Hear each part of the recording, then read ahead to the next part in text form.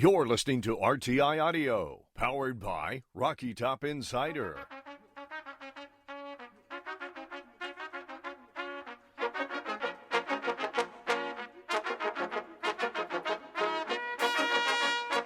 This is the RTI Press Pass with Rick Butler and Ryan Schumpert.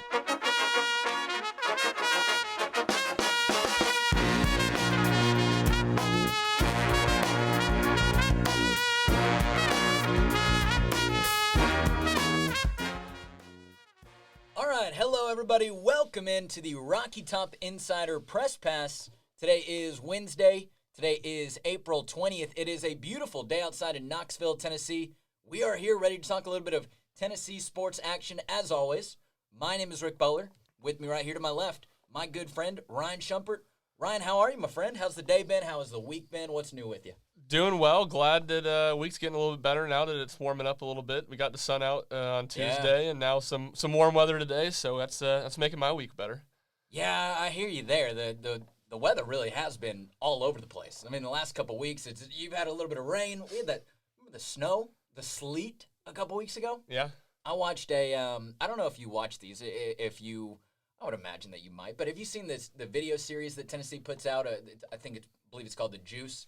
Just kind of documenting some things that go on during the offseason. I watched the hype one they put out the other day, if that's the one you're getting at. Yes, that's the one. Okay, so it's like a 6-minute video, and it's documenting Coach Heupel, and they're showing the spring game. And you and I were both there, and I mean, no shots of us, by the way. No shots of us. A little disrespectful. I couldn't believe it. I felt like we were right there in the middle of the end zone waiting to be shot, but no, okay, that's besides the point.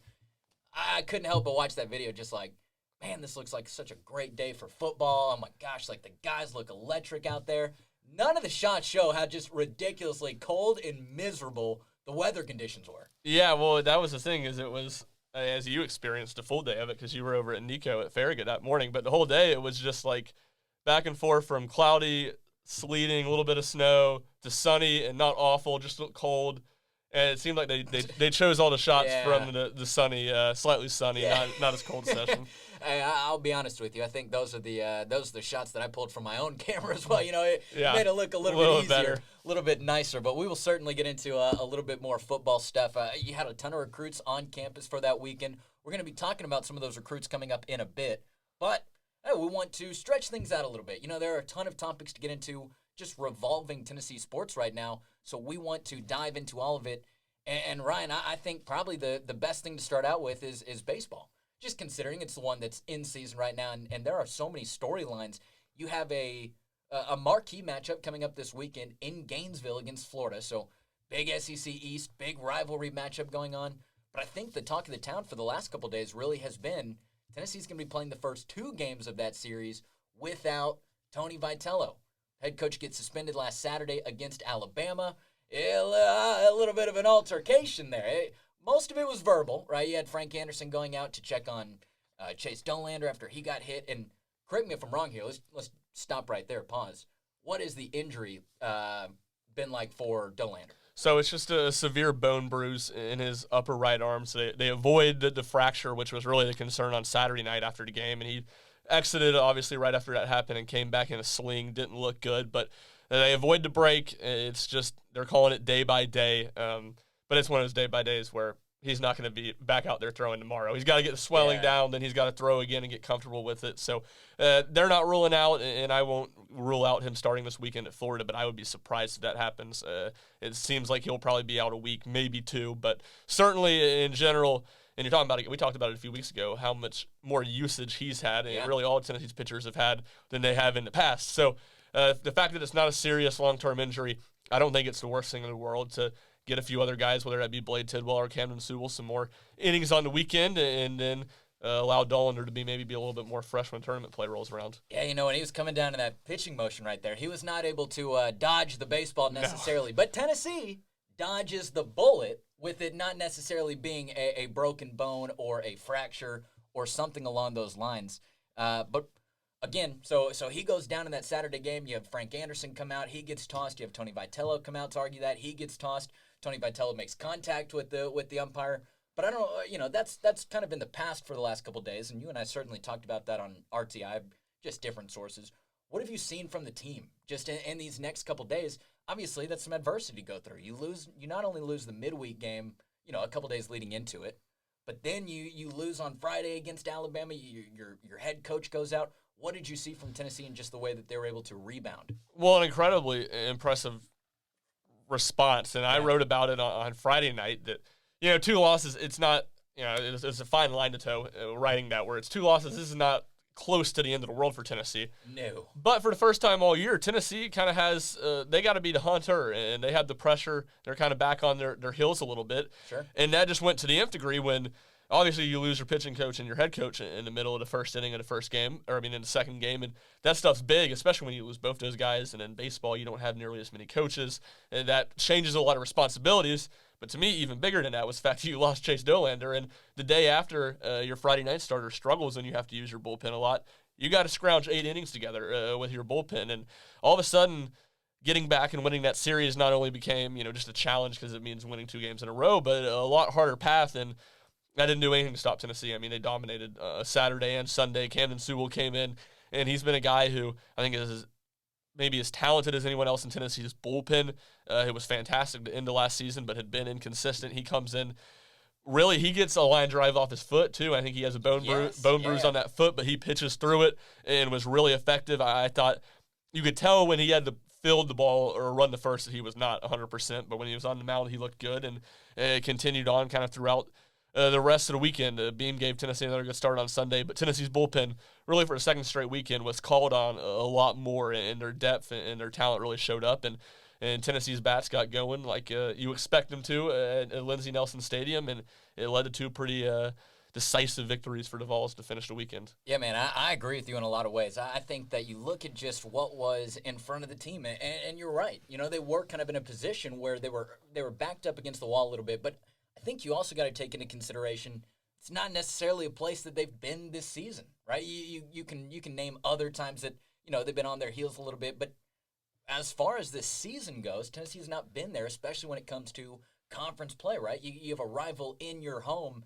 and they're fired up. They're ready to play the series. So I agree. I thought that for Tennessee to be able to lose their head coach but then still come out and play their style of baseball, I didn't think that was going to go away, right? With Tony out of the dugout, that this was going to turn into a very nice and welcoming team onto the field with no attitude at all. Not that, but certainly I was impressed. Then you get to yesterday, though. A little bit of a weird midweek game.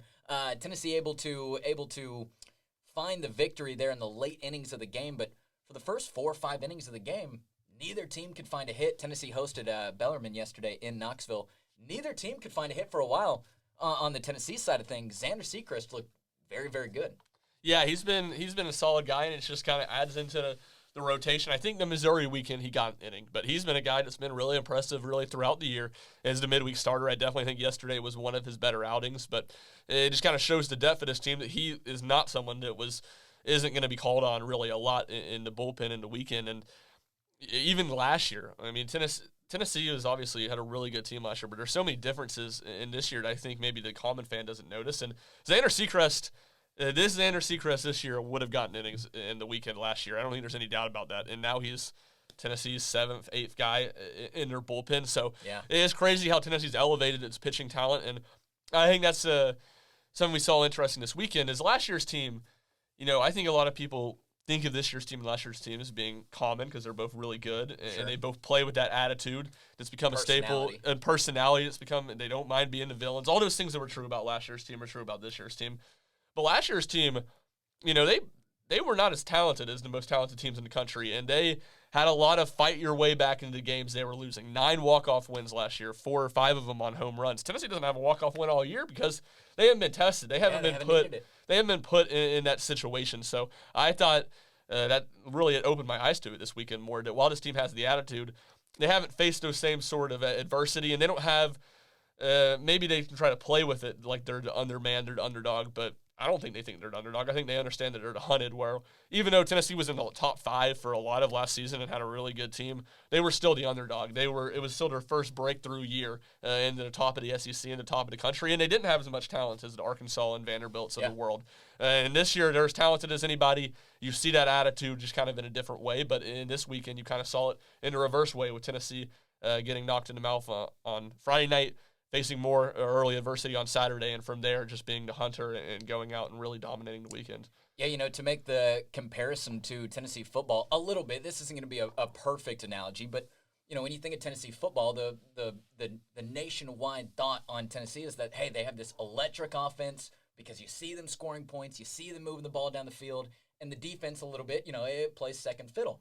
I think some people look at this Tennessee team and you say, hey, they always show me the stats about how many home runs Tennessee hits, and I always see them circling the bases, and it feels like Tennessee's got the bags loaded multiple times a game, every single game. But you're right, the pitching has been such a welcomed blossom into success this year that I think Tennessee has really taken advantage of and really valued. But I want to pause right there, though, and I want to talk about Tennessee's Friday night starter, Chase Burns. What are your thoughts on Chase Burns after the last 2 games? Because I have the stats for you right here. Versus Missouri, just under 3 innings pitched, 3 hits, 2 runs, 4 walks, and 5 strikeouts. And then last weekend against Alabama, does go 3 innings, gives up 7 hits, 5 runs in that time. Where are you right now, and just kind of what Burns is bringing to that Friday night spot and beyond from that? Yeah, well, it's certainly some adversity, and in a Missouri start, I think he was bad in just about every way. And against Alabama, to me, it was a little bit different because he looked great the first inning. He looked crisp. He gives up a couple solo home runs, which are, it's a staple. If you're going to play at Lindsey Nelson Stadium, you're going to give up home runs, and that's a common phrase from Tennessee's pitching coach, Frank Anderson. Solo home runs aren't going to beat us. And from that, it seemed like his confidence seemed to crack a little bit. He started offering up some walks, which was his issue the week before at Missouri. So 2 bad starts in a row. I don't know. You're certainly not hitting the panic button on it. I think you're kind of monitoring it as a concern right now. And I think another bad start this weekend at Florida would kind of be, all right, do you look to move Blade Tidwell into a spot? But you even look at it. He's kid's a true freshman, and Blade Tidwell, as good as he was, I think we all look back on his season last year with very positive thoughts about it, and freshman All-American. And he had a stretch of 4 weeks really right around the same time that this started, maybe a week earlier, a 3rd week to 6th week in SEC play, where he struggled on the mound. He had some bad outings, and he got his rhythm back. So I think it's natural, freshman wall, but certainly something to monitor going forward. And Evan Russell said it a few weeks ago that Tennessee's pitching staff is the strength of the team. Yeah. And it's kind of your point about all the home runs and stuff. The pitching staff is the strength.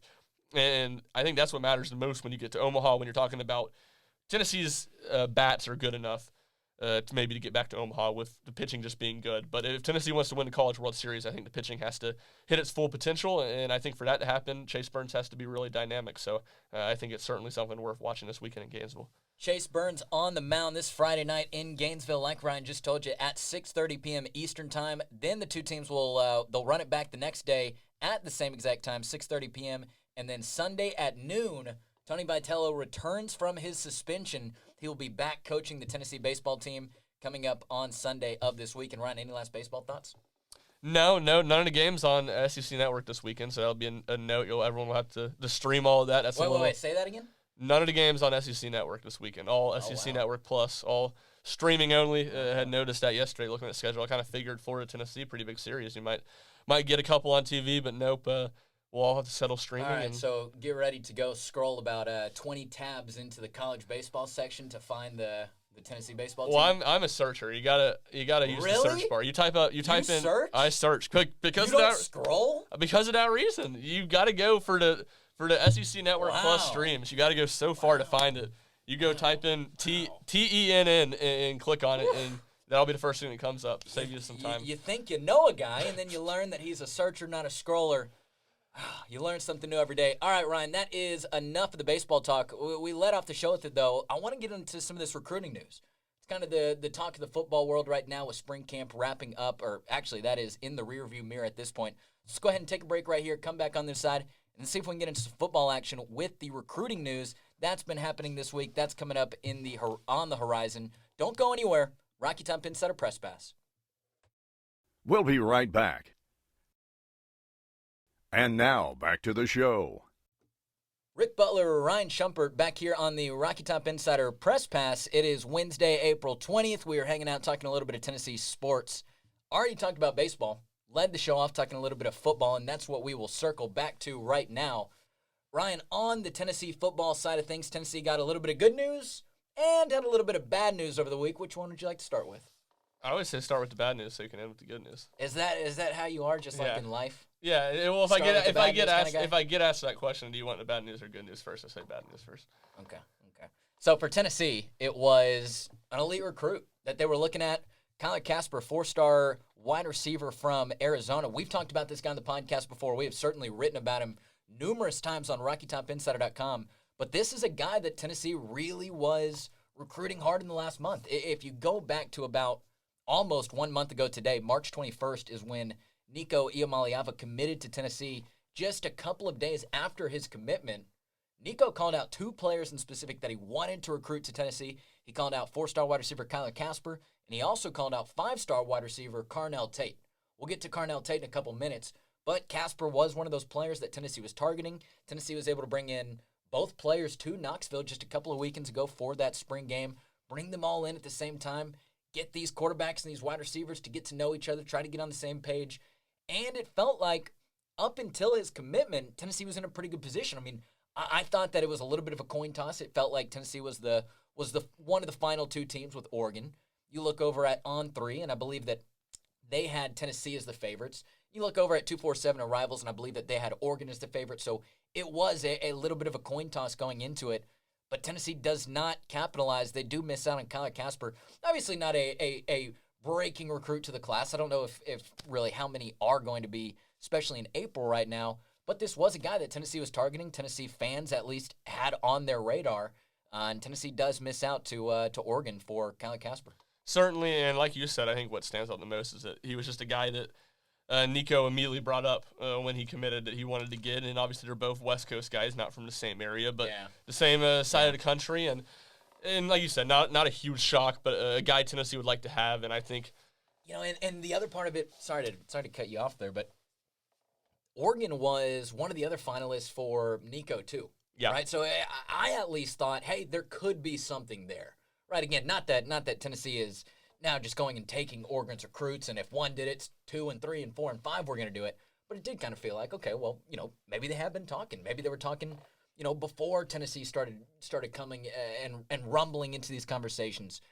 I at least thought that maybe there was at least a little bit of a connection there. Could that help Tennessee in that case? I think it did to at least just get in the door, but obviously it goes to Oregon. Yeah, I think you're right. I think getting in the door is the big thing. Who knows if he ever visits Tennessee if it wasn't for Nico committing. So you're right, and I think one of the interesting things looking at him is that he does announce that he's going to reclassify into the 2022 class too. So he will be in school this fall.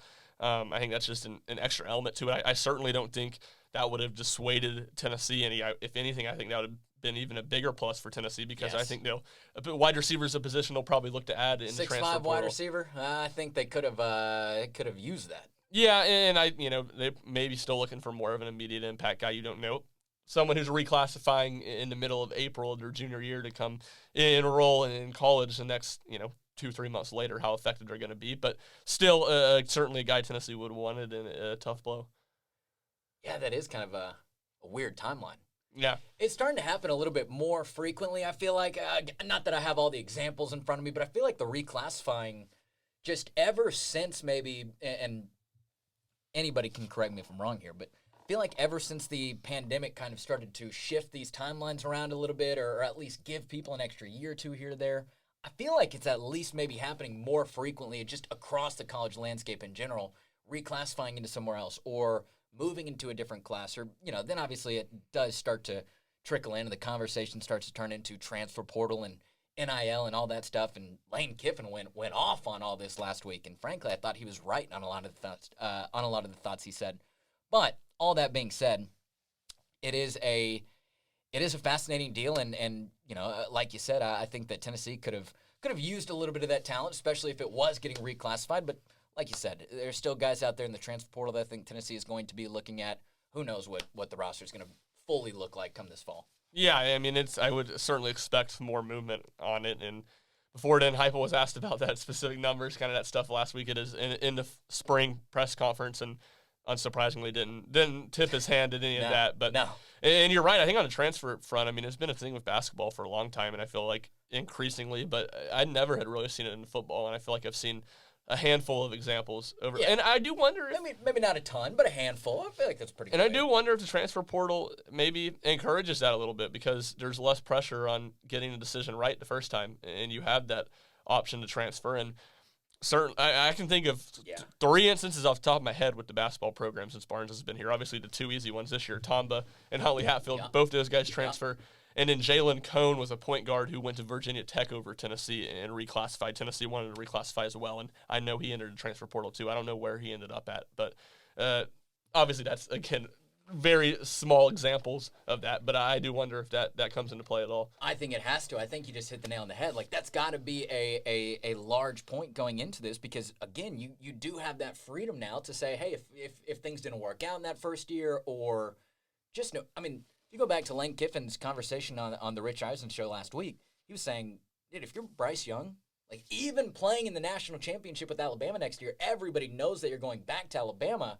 Why would you not just throw your name into the transfer portal, see what you can get from other places? And then Alabama has to now come back and say, hey, well, okay, well, what are they going to do? Well, this is what we will do.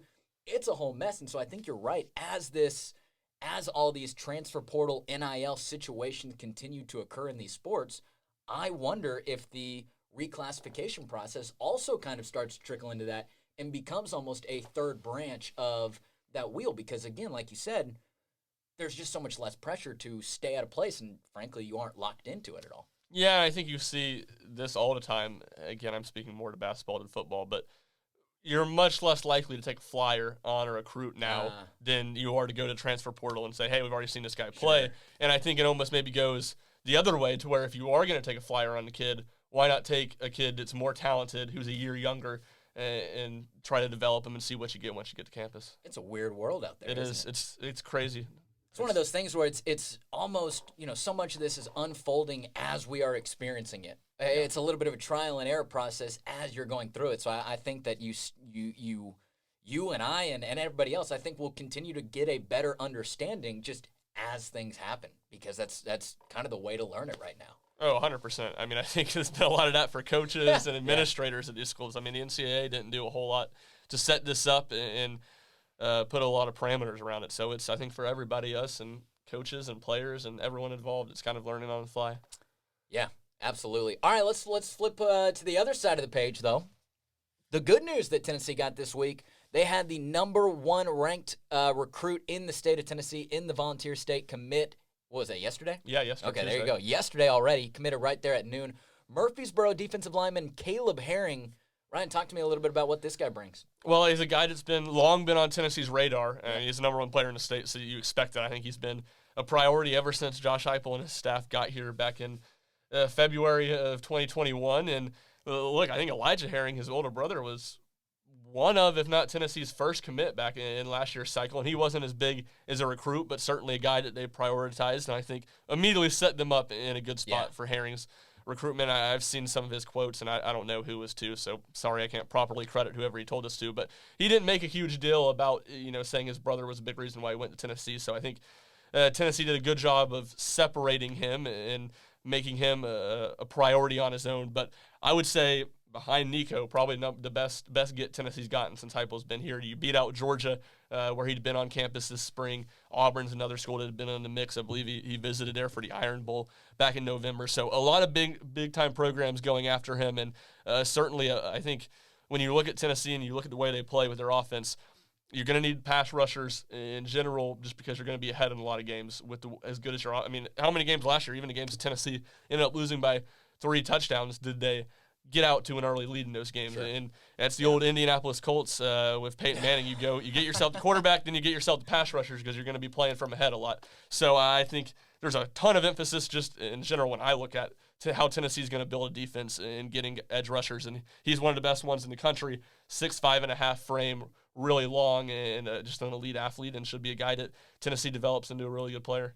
Yeah, I think that everything you said is exactly right, and there's so much great upside about this player. But I really am fascinated in just kind of the recruiting part of it, and I do agree. I think it's really interesting that they did kind of separate the brothers in the recruitment a little bit, right? Didn't necessarily make it oh, you got to come here because your brother's here, and he wants you and all that kind of stuff. But you know that was a big part in the recruiting process. I think this was a great job from Josh Heupel and his staff just to understand, that, hey, this is an important family in the state of Tennessee for the football world.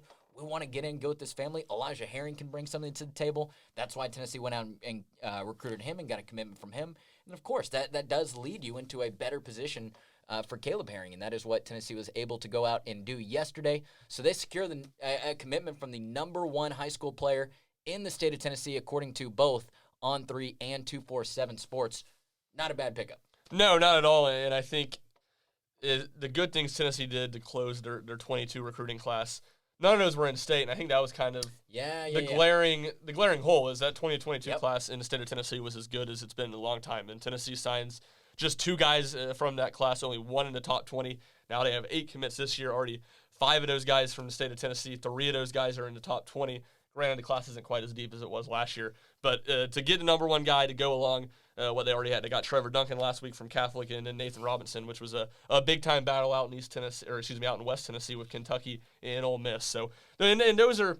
Look, I don't think there's a lot of shame when Alabama comes in and beats you out. It's going to be tough. Yeah, I mean, and the same with Georgia, which is what makes getting this Caleb Herring get so impressive. But those were the battles Tennessee lost last year. I mean, even on the west side of the state, right? Arkansas is a program that's on the rise. They went out and I don't know the kid's name off the top of my head, but they got a commitment from the number 5 player in the state of Tennessee yesterday. So there's still a lot of talented football programs around you that you're competing with. Luke Brown, is his name, and it didn't seem like Tennessee. At least I never saw Tennessee linked a ton to him. But I would put Arkansas in this category of Tennessee has to go back, and you go back to last year's class. Isaiah Horton, Miami beats him out for him. The Wade twins, Kentucky beats him out. They got to start beating the Kentuckys. Simpson, they got to start beating. Well, Simpson, Okay, I see what you're saying though. Yeah. That's an Alabama commit. You're saying these other schools, maybe a little bit more of the mid-tier schools that are coming into Tennessee and recruiting. Those are the ones that you really need, because I think in a lot of ways you look at just Tennessee football in general and you say, okay, well, is Tennessee going to be going out there next year on the field and competing toe-to-toe with Georgia or so? No, right? But what Tennessee needs to do in the process of getting back to relevancy, in the process of getting back to where the football program wants to be, you do have to establish a little bit of dominance over those mid to low teams in the conference, right? And I think what you're saying is, hey, that's not just on the football field during the regular season. That has to be the outcome during the entire year on the recruiting trail as well. Yes, I mean, that's exactly what I'm trying to say. And I think it's in recruiting, it's even more than the SEC. It's just general programs that are comparable to you, programs that are rebuilding. But I think it's even more. It's an added emphasis when it's an SEC team. I think it's an added emphasis when it's Kentucky, which is what, obviously that was a few weeks ago now, but Tennessee beat out the Wildcats for Nathan Robinson. And Kentucky's had a ton of success in this state. And I think Tennessee getting to where it wants to go and winning some battles, it starts with winning some battles in the state of Tennessee. And I think it's more than just about trying to beat out Georgia or Alabama for a kid, which is going to be really, really hard. It's about beating out Kentucky and Arkansas, the Ole Misses of the world. Yeah, that's a great point. Hey, one more recruiting note that I want to hit just because I mentioned it earlier. Carnell Tate. You go back a month ago before Ian Maliava's commitment, and Carnell Tate was pretty much a lock to Ohio State. I believe it was somewhere around 92 to 94% confidence on 3. Fast forward a month later, and Tennessee is now actually the favorite to land 5-star wide receiver Carnell Tate. And I think it's been a massive month for Tennessee on the recruiting trail, just for him specifically. Ryan, you go back to all the conversation that we just had about Kyler Casper. A lot of that is still true about Carnell Tate as well, right? He was the other player that Nico called out by name. He was another player that was in Knoxville during that weekend for the spring game, for that camp, for their recruiting visit, the family weekend, all that good stuff. And I think that Tennessee really has made a lot of strides in that effort right now. He is a guy that is reportedly scheduled to make his commitment sometime this month. Obviously, the days are winding down, so maybe that gets pushed back a little bit. I'm not entirely positive. But I do think that as things stand right now, Tennessee has a decent chance to land Carnell Tate. And boy, would that be a big deal, because he, over there at IMG Academy in Florida, one of his teammates, Devin Hyatt, who that last name should sound familiar, brother of Jalen Hyatt. I just think that, if Tennessee can really work something, especially with Kyler Casper now going to Oregon, Tennessee can work something right there with both Carnell Tate and Devin Hyatt at IMG.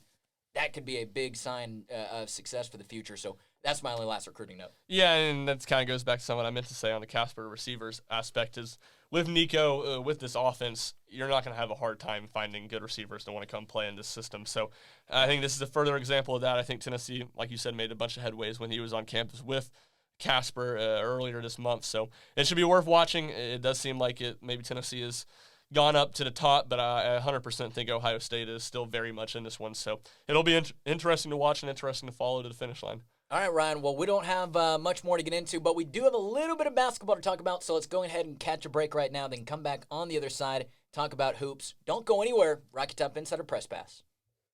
We'll be right back. And now, back to the show. All right, here we go. Back here on the Rocky Top Insider Press Pass. Rick Butler, Ryan Schumpert, closing off the third leg of our relay today right now, talking a little bit of Tennessee basketball. And Ryan, obviously, basketball not even close to being in season right now. The season is far in the rearview mirror as well. But like any sport going on, recruiting is always going to be at the forefront of where these programs are going. Let's talk about a couple players right now who Tennessee does have a focus on. One of those players being a guy that you wrote about for RockyTopInsider.com. You can go and check that out there along with a lot of other great work. But a player by the name of Tyreek Key, graduate transfer from Indiana State. Tell me what you know about him and what you know about where he is right now. Yeah, so as of Wednesday, we should say. Yeah, we talked about it last week. He had set up a visit to Tennessee, and believe still here right now. At least was the visit was I believe set to end on Wednesday. So he's a guy that Tennessee has kind of been connected to for a while. Obviously, he's from Clay County, and I think Tennessee kind of started recruiting him a little bit late in his high school journey. Ends up going to Indiana State, and then last year he entered the transfer portal, and Tennessee was rumored to be involved there with him, at least kicking the tires with him, and then he ends up coming back to Indiana State and having what I believe was shoulder surgery. That is correct. Yeah, he missed the whole season. Yeah, so he didn't play at all last year, and you wonder maybe that had maybe he knew that, and that was part of the reason he went back to school. But a guy that I think Tennessee is after, as well as a couple other schools. He's been to Oklahoma, Texas Tech, and Ole Miss, two other schools that are in his top four that he is planning on visiting. Again, I haven't seen any official dates set up for those other two. So one that's worth watching, and a guy Tennessee, obviously we talked about last week, they missed out on Brandon Murray, but another kind of guy at that similar off-ball guard position that Tennessee could be going after. Yeah, man. I mean, you kind of look at just the state of Tennessee basketball right now, and not that it's any kind of bad, but one of the most prominent things that they're going to be working to figure out over the next couple months or so, they have 4 scholarship spots to fill. We know that Kennedy Chandler is off to the NBA. We know that Quentin, Tamba, and Huntley Hatfield are all in the transfer portal. Have any announced a destination yet? Just Quentin, who's going to ECU, That's which right. was Barnes announced for him That's before he right. entered the portal. We were at the press conference. That was one of the most ridiculous things that just I almost couldn't believe it. Barnes did basically make the announcement for him while he was talking at the presser, but you know, obviously those guys must have talked quite a bit and have a great relationship for Barnes. But that was what's the word I'm looking for here? Not like shocking in a bad way, but strange. There you go. Yeah, you don't see that much, but. Hey, as a media, I appreciated Barnes' honesty because you had heard straight to work. Yeah, exactly. It left no doubt for us, and he gave us a straight answer. Yeah, there you go. All right, so 4 spots to fill. We just talked about Tyreek Key, one of the players that Tennessee is talking to this week. The other player that has been linked to Tennessee quite a bit this week, and you know we've talked about it throughout the week a good bit, just at different times, but. Yuri Collins, a player who entered the transfer portal on Monday and immediately was being linked to Tennessee by various people. Some of it was more so rumors than reports, but no doubt about it, Tennessee has certainly been, or at least Collins is very likely on the radar of Tennessee. What do you know about Collins and just kind of where Tennessee could be in this whole play? Well, we talked about it. I don't even remember which podcast it was. We talked about Tennessee needing another point guard. The pair was Zakai Ziegler because you're just putting a lot of pressure on B.J. Edwards, the 4-star freshman out of Catholic, if you don't. And I can't think of a much better fit to plug in than Collins. He 6 foot, was in his junior season last year at St. Louis. Really good St. Louis team, one that just missed out on the NCAA tournament, was one of the better mid-major programs this year. I think was really in the hunt to get an out-large bid, and he averaged 11.1 points and a nation's best 7.9 assists per game with them.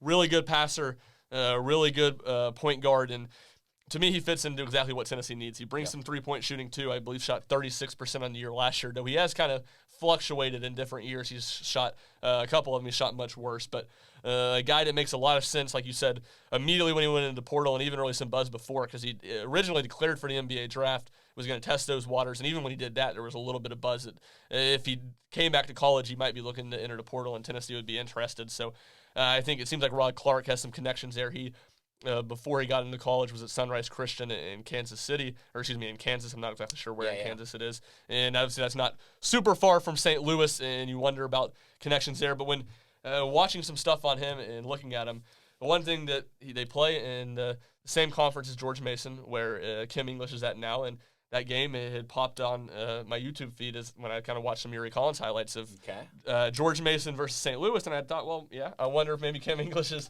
given Barnes any sort of scouting report.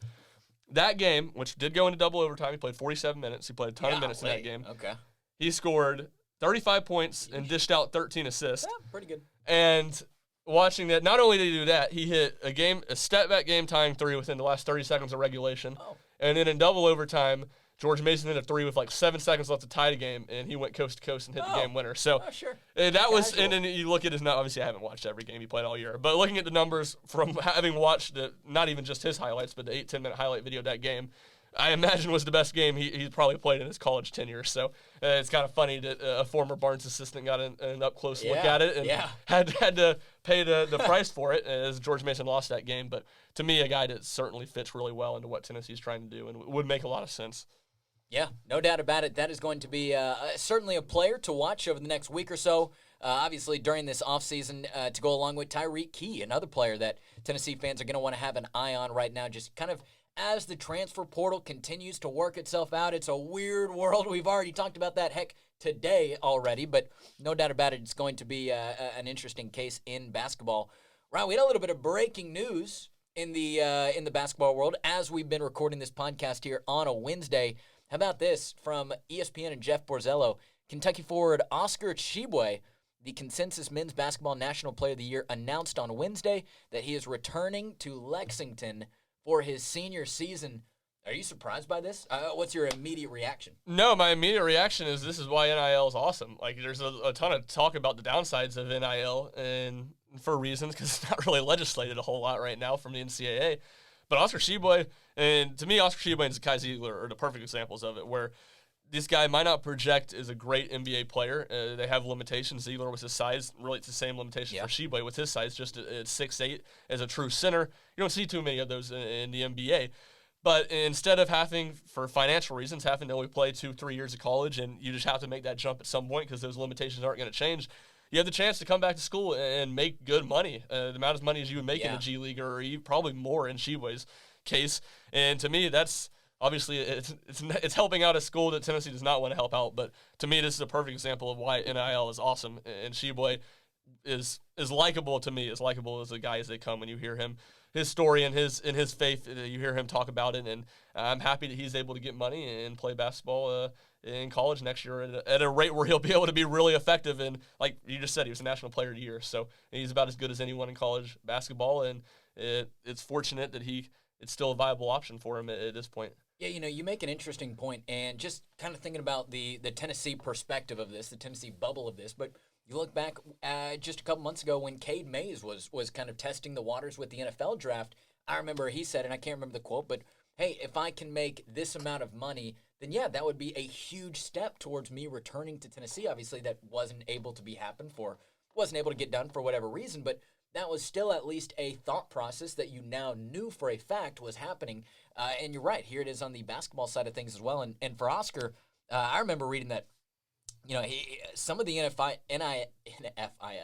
NIL stuff was a little bit tricky for him, just being a foreign player as well. So now that it seems like that's been able to be worked out. I think you're right. For these athletes, rivalries aside or whatever else aside, it's great, right? It's great that a player is going to be able to take care of himself and make that money. I think you're right. Ziegler is the example from Tennessee, just kind of, how much of an impact that can have or what can stand out. But yeah, there's just a little bit of breaking news. Wanted to get your thoughts on it right here as we're getting close to wrapping up the podcast. Yeah, certainly a huge get for Kentucky. I think that seemed likely for a while. That's what was going to happen. I think it was a lot of kind of crossing the T's and checking the I's off for Tshiebwe, but should be get Kentucky right back in as good as anybody in the SEC next year, and we'll see if Jonas Adu, who I had nicknamed Oscar Tshiebwe stopper this year, and probably the two best games he played was just how he played that's defense right. on Sheboy and what his length, the issues that it gave him. So we'll see that at least 2 more times next year, and we'll see if Sheboy has any adjustments for it, and we'll see what Jonas Adu looks like as a different player in his sophomore year. That makes me think, okay, so Jonas had his game against Kentucky. Brandon had his breakout game against Auburn. We didn't get to really talk about this today, but it is on the website, rocky.insider.com. Brandon Huntley-Hatfield revealed his top 5, I believe, last weekend after entering the transfer portal. And sure enough, Auburn is one of his top 5 teams. So, who knows? The list we were talking about this off air, the list kind of stretches 5, how should I put this? Not really similar type of schools necessarily, but Brandon Huntley-Hatfield could end up with Bruce Pearl at Auburn. So that would be an interesting one to look for. Yeah, certainly. And after they lost, obviously, Jabari Smith and Walker Kessler. So they have some of those guys. Cardwell off the bench is a guy I'm a big fan of that stand out. But certainly they're looking for bodies inside, I think especially scorers inside. And Huntley-Hatfield certainly has that capability. Well, he took that shoulder bump. Yeah. He took that shoulder bump right there against Auburn. Remember right there at the beginning of the game? I do remember. Fascinating stuff. Ryan, I think that's about going to wrap it up for us today, unless you have anything. No, that's it. I got. All right, well, let's go ahead and get out of here. That's going to do it for us today. Hey, thank you so much for hanging out and listening with us. Be sure to go check out RockyTopInsider.com for all of your Tennessee sports news and content. Make sure to keep up with Rocky Top Insider on all the social media. You can go follow us on Twitter, TikTok, Facebook, Instagram, YouTube. Hey, wherever you are, we are there as well as Rocky Top Insider. But that's going to do it for us today. So for Ryan Schumpert, I'm Rick Butler. You've been listening to the Rocky Top Insider Press Pass. We'll see you back next week.